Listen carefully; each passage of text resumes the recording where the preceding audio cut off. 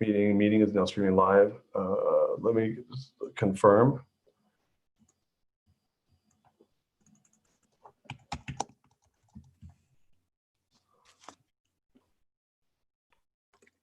All right, I think we're back up.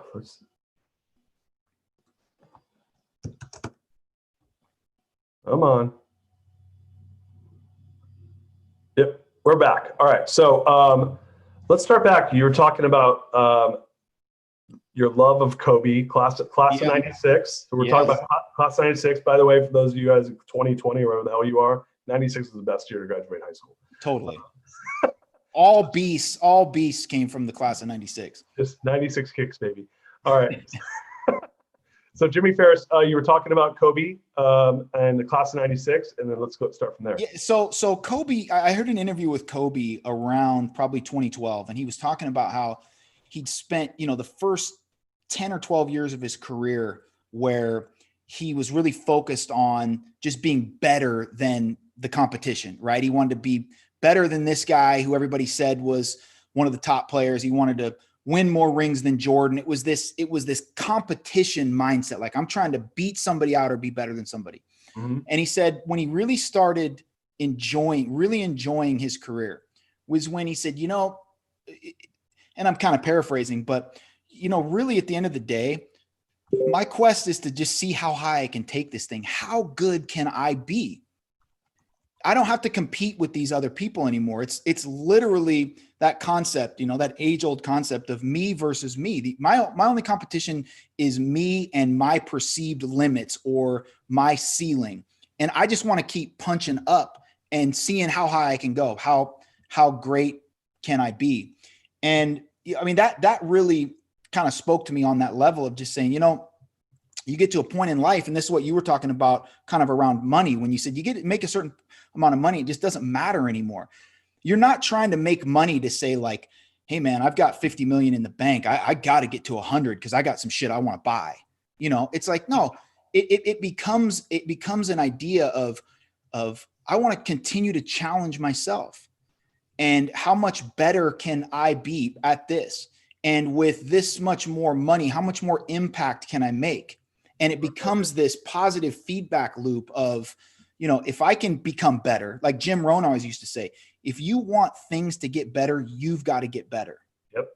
And so it becomes this loop of like, okay, I want to personally get better so that the things that I'm doing will get better and go higher, which will then, if you're in business, will then make more money, which will give me more power to do more things and make a bigger impact, right? Which will then motivate me to be better, so that this will go high, and it becomes this loop. And I think all really high performers, the best of the best in any industry throughout the history of the world, have evolved to that point. I talk about it in my seminar, the evolution from competition to creation, where you stop competing and the focus goes to creating the best version of yourself, which then creates better versions of whatever it is that you're devoting yourself to.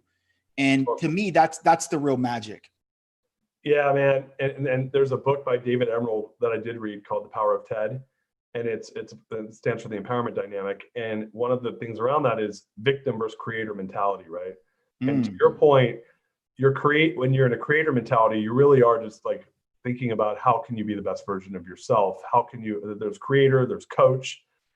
So it's all around this empowerment dynamic of the brain, which is how do I come at the world? Because the other opposite of that is you're rescuing people, you're beating the shit out of people because you want something out of them, or you do it to yourself, right? Yep. How many people whip on themselves to get more? And I think the way you're talking about it is, no, I'm going to come at it from this position of love and creation to have more impact, because at a certain point, and Maslow talks about this in Maslow's hierarchy of needs, which is, dude, there's three levels of need. The bottom is survival, and then we get above that. So I got food, I got shelter, I got health. Then I go above that, I want success. But what happens? Success only tastes good to a certain point. Then it's the same meal, right? Then it's self-actualization, which is really living your calling, being the best version of yourself. So I love that you're doing that in your work. And so we have a question from the audience. I want to ask it, and then I want to ask you a question from myself. what would you say are your core values? Damn, they stole my question. What would you say are your core values? It's two questions. So first one is, what would you say are your core values? So just top three, kind of off the top of my head, growth and personal development. I mean, to me, for myself and the people that I want around me in my circle, I want them to be growth-minded, growth-oriented people, like people whose mindset says there's no matter how good I am, there's always more to learn. There's always room to grow. That's a high core value for me. One of the other ones is reliability. You know, I talk about that at length too. I want to be a person who other people see as somebody who's reliable, which means I do what I say I'm going to do when I said I'm going to do it, and I do it at the highest level to the best of my ability. You know that if you need me, if you're going to count on me, I'm going to deliver for you to the absolute best of my ability, not just show up, but be my absolute best. And the other one for me is, and this is something that our mutual friend Amber talks about all the time, is connection, man. To me, the relationships are always outweigh whatever the project is or the business or whatever. I'm a connection oriented person. The best memories I have from playing pro football are the dudes in the locker room that I shared a common bond with, that pushed me to be better, that maybe I inspired to be better, and those relationships. So it's definitely growth, personal development, reliability, and connection. I love it, man. The second question was, do you think your time in this pro sports had a big impact on which core values you embraced? Oh, 100. Boy, what a good question. 100%, because I learned really quickly. This is kind of the genesis of the whole be a pro process. I got to San Francisco to the 49ers on my very first practice, the very first day. To make super long story short, I totally flopped in this drill. They were auditioning me and some other guys to be punt returners, right? Which is a really, really difficult thing to do. Catch a punt that's kicked, looks like 2 miles high in the air, and try to catch that thing coming down. Totally flopped. The ball hit me in the face, and it was just a disaster. And so my coach at the time, George Stewart, who was the receivers coach for the 49ers, as I was walking back into the locker room after that practice on my first day, thinking like, shit, I probably just blew it. Like, they might cut me after this. And we talked for a minute, and he said a couple things to me that are right in line with this. He said, hey man, you're a good player, and you were obviously good enough to get here because we signed you, right? What you did in the past was good enough to get you to this point of being a 49er. But he said, you're not an amateur anymore. You're in the pros now. And to quote him directly, he said, motherfuckers get paid to do this up here, right? So you got to take it to another level. And what you need to know is that what got you here won't keep you here. Right. So if you want to stay here in the pros, you have to learn how to be a pro. And that was the first time I ever heard that phrase. And that's where that came from. So I relate that to this idea of what I talked about, which is growth and personal development. I'd spent the last, 13 years of my life working my ass off to get to that point. And I thought like, hey man, I got this pretty well under control. Like, I know what I'm doing. The first day he was like, you're not good enough, man. Like, if you want to stay here, there's exponential number of levels you got to rise to. So that was when I was like, man, this whole thing is about constantly just trying to be better, setting a new bar and trying to get better at this craft.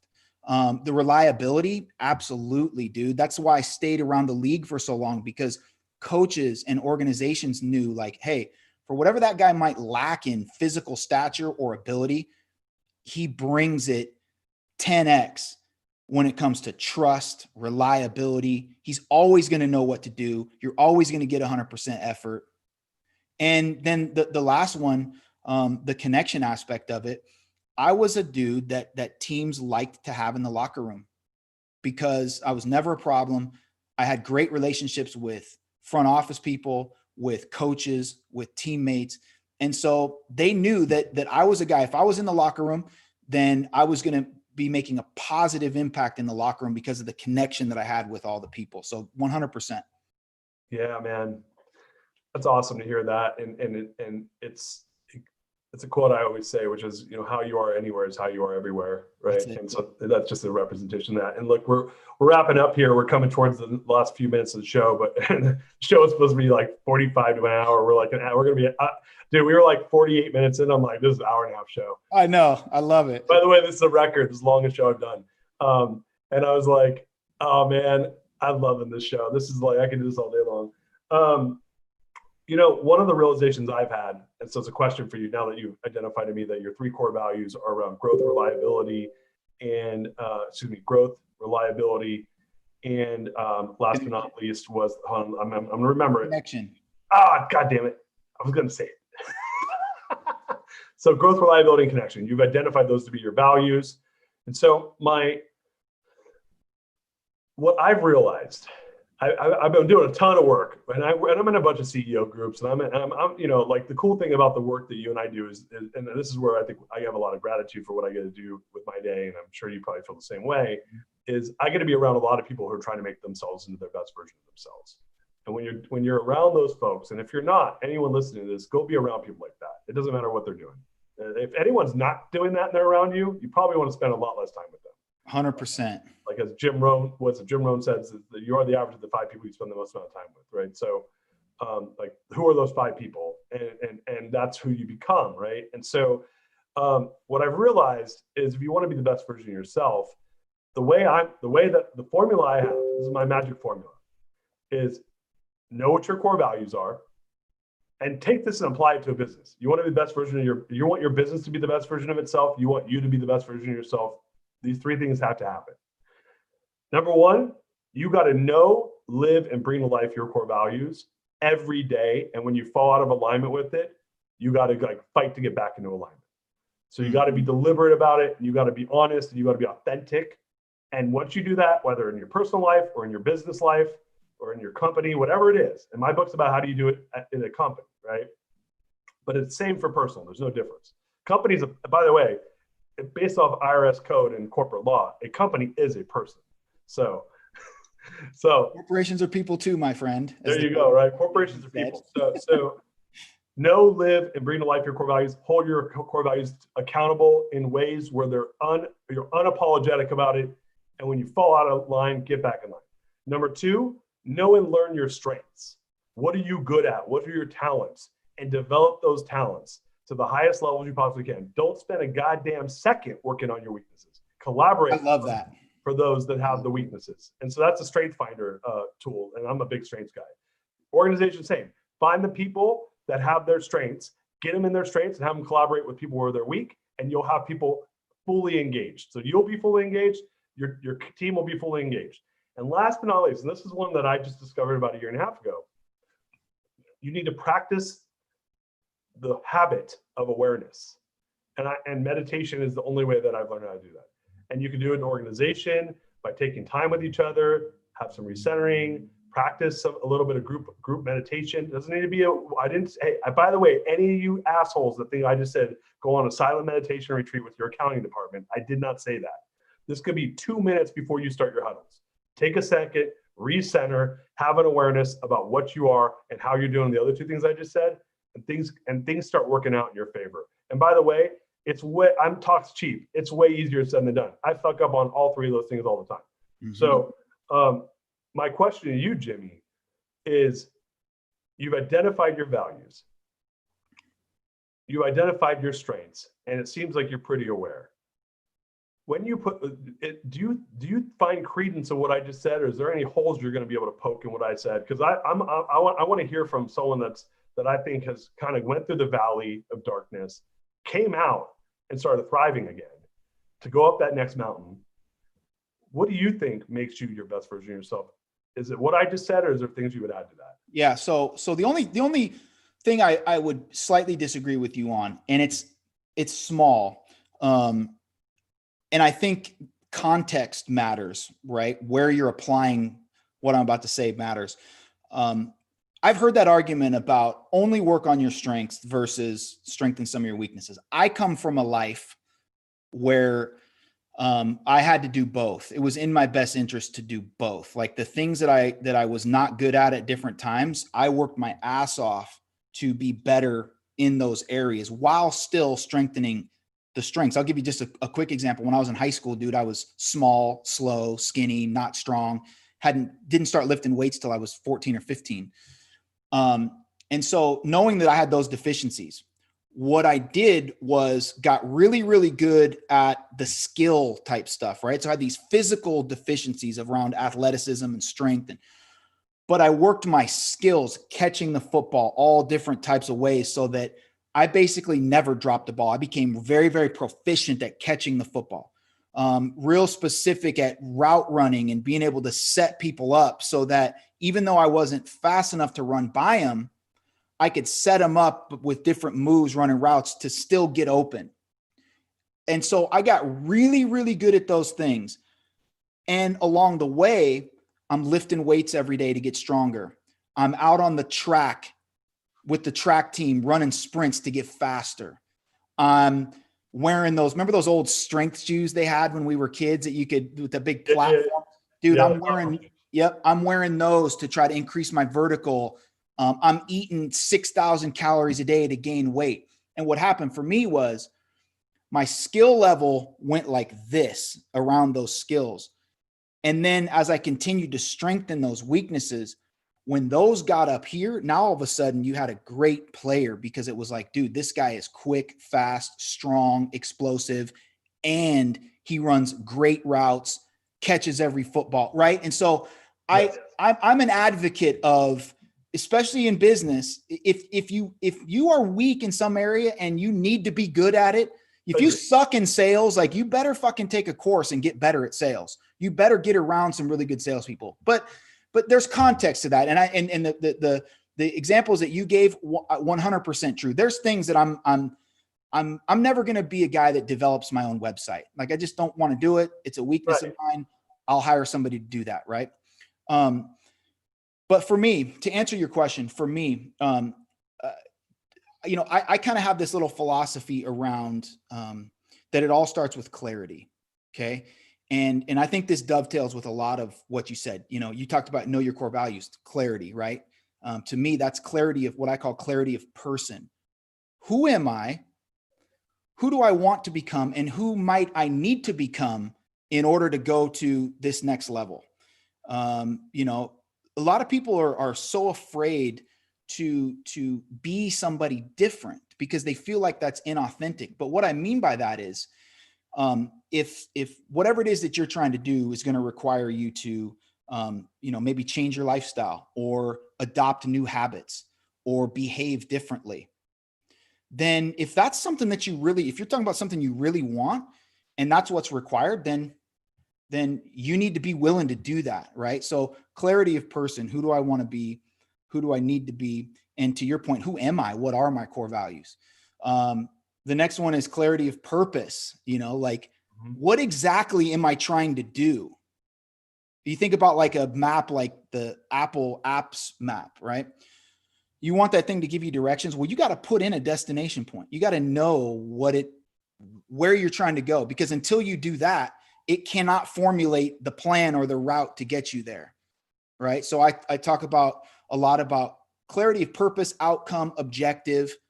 If my goal, people say, okay, well, I want to exercise and get in shape. Well, 42-year-old me is trying to get leaner and smaller and be, ripped. 16-year-old me was trying to put on 40 pounds and get more muscular and all this type of stuff. So without having the clarity of exactly what I was trying to do, those two workout plans are going to be a lot different, right? So you got to identify with clarity exactly what your purpose is, because that's going to really inform the last one, which is what I call clarity of plan, which is you then have to put the plan in place in some way, shape, or form. So many people will say they want to do something, or they'll have a dream, and they stop at the plan stage. They go from, here's the dream, here's where I'm starting, here's the destination, and I'm just going to focus on that, and this is where I'm trying to get. Mm-hmm. but there's never been any clarity around the plan as to how I'm actually going to get there. And so to me, that's always kind of that's part of the blueprint that I lay down on top of. If somebody said, "Hey man, I want you to try to become a pilot." I'm like, okay, well, I go through those. Who do I need to become? Right. What exactly am I trying? Am I going to fly F-16s? Am I going to fly Cessnas? Am I going to, and then plan, okay, how do we get there? You can apply that process, getting clarity around the person you need to be, the purpose, outcome, objective, and the plan. And I always start there. I always start with that blueprint. I love it, man. I'm gonna argue with you about I agree with you on context. If you're playing sports, like I think there's certain jobs or requirements where you got to hit a minimum threshold, or you want to, if you don't have certain skills, like you don't even get a seat at the table, right? So like saying, well, hey coach, like I'm fast, I don't really want to lift weights, like fucking beat it. Like I got 5 guys that'll take your job. Right. So I think that there is certain context around that. I think in business though, where the stakes are not as high necessarily, or you have the resources where I can say, like, I'm not good at that, I'm going to hire a team where I can pay for someone to you know what I mean? Like from a coaching perspective, I would don't you think though, like for instance, take an example where, we talk about leadership all the time. You take like a CEO, right? And we talked on when you were on my show about how the leader sets the tone. Yes. Right? The leader, what the leader says matters. So and this may be a bad example, but let's do it. I'm the CEO, Darius CEO. Let's do it. So if you're the leader of the company, and one of the things that if you're the CEO of this company, let's say you get hired by this company. It's not one that you created. And this company does like these weekly meetings where they're kind of like level set, or, some type of motivational, inspirational, whatever, just a weekly, like Wolf of Wall Street, Jordan Belfort used to do those every day. He'd go out onto the sales floor and just pump everybody up or whatever. If that's a requirement and you are an absolute terrible speaker, horrible presenter, wouldn't it be to your benefit? Wouldn't it behoove you, as they say, to try to work to become a better speaker, a better communicator, so that you could more effectively communicate your core values or the vision of the company or the things? So when I argue you on that point, I'm just talking about things like that there's areas that it behooves us to work on a weakness a little bit better, so that it actually strengthens our strengths by working on the weakness. So my answer to you is yes and no, right? So this is we're going to go with context, and then I can talk to you all day, brother. Me too. I know. I love it. But so here's my yes. Yes. If Jordan Belfort was like this like terrible introvert strategic dude that didn't like tossing midgets in the middle and shaving teammates' heads in the middle of a sales rally, I would say, dude, yeah, he's a CEO. There is a potential requirement. He's the leader. So part of being a leader is people are going to look to you at moments for communication. And so you can't just say, I don't ever talk. But here's the but. So yes, he should do what he can to be as effective as possible, despite his stage fright, despite his abilities, despite him getting nervous, despite his hatred for public speaking. He should probably develop that skill. Should he spend a shit ton of time to become the Jordan Belfort that now is out of prison and doing like as a motivational speaker? Right. Probably not. That's probably not a good use of his time, because he's working out of his strengths all the time. And when you work out of your strengths, it's tiring, right? Yes, no question. So it drains your energy, right? When you're working, when you're working in your strengths because you get energy. When you're working out of your strengths because it drains your energy, right? So I would say he should not try to become the world's best speaker, because he's never going to be the world's best speaker.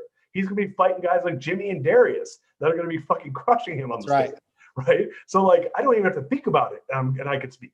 Like, and so he'll always be playing second fiddle or 10th fiddle. He'll be freaking getting me a cup of coffee while I'm on stage before someone wants to hear his sorry ass on stage. So my point is he should not try to go become the world's best speaker, because it's working outside of his strengths. But to your point, yes, he should develop it if the job requires that of him to a certain degree, so that when he's called on to do it, he can do it. I will say though, if I'm the CEO, I don't have that skill set, and I know a company needs that strength, I'm going to go find who's the next person in my organization who's not the CEO, but has an affinity for that. Yes, of course, of course. And they're going to be the spokesman. They're going to go out there and motivate. I'm going to come out, do my wave. And my business is a good example of this. The chairman of my company, Stavros, who's my business partner, my ex-business partner, quiet guy, man of few words, very stoic, dude, great leader. But like you go and ask him to go get in front of the crowd and do the Darius show, he's going to be like, I'm not into it. Yeah. I'm on the other side, and he was the chairman and founder of the company, right? We became business partners, but that was his style, dude. Like, and so for him to go and spend a ton of time becoming the world's best public speaker, I don't think he would enjoy the process, number one. And number two, if push came to shove, yes, he can do it, and he should develop to a point where he can, and he has done that. But he shouldn't spend it. And my only point was, don't spend all your time trying to become the best at something that you're really not a strength to you. Go and do what Jimmy did.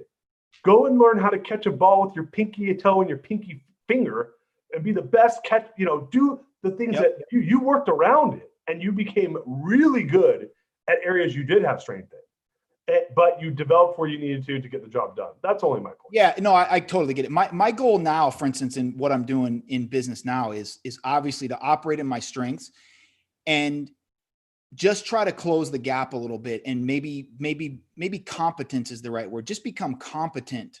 I'm not trying to turn my weaknesses into strengths. I just want to be competent in areas where I'm weak, so I can at least kind of hold my own in some of those areas. So, I mean, I think, honestly, I think that we virtually agree on it. I've just got a slightly different mindset around it. Yeah. Which is great. I mean, it's all good. I love it. And I'm trying to start some shit on the show so that we get some, this is like The Bachelor.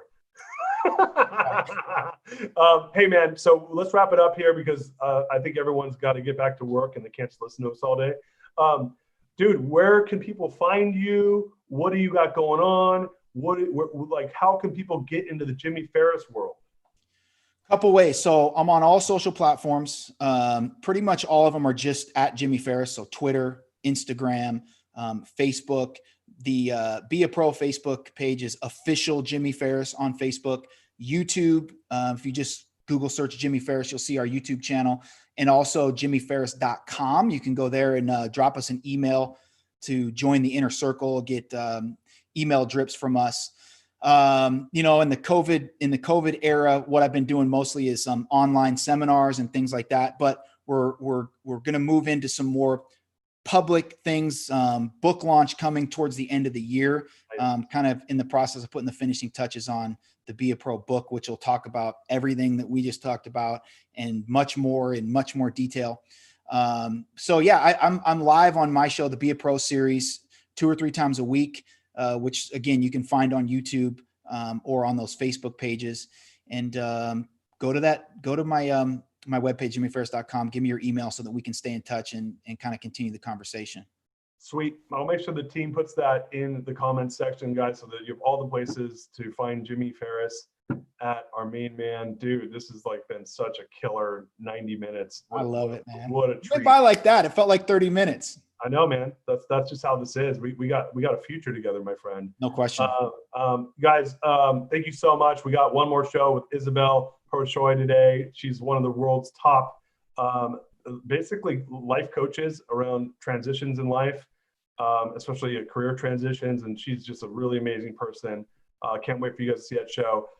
Guys, sign up at The Real Darius M on Facebook to watch us live on there. Go to YouTube and type in The Greatness Machine. You'll find our shows there. Subscribe to the show, or go to my website at therealdarius.com and do all my social. Looking forward to building up the following so we can have more and more of these talks with greater voices and people like Jimmy Farris that can be a part of this. Will continue to be a part of it. So brother, I'm so grateful to have you. Boom. This is thank you, man. It's been so cool to see you twice this week. And stay on, dude. I want to chat with you for a second, but guys, have a good weekend. We'll talk to you guys. Talk to you later on today. Peace.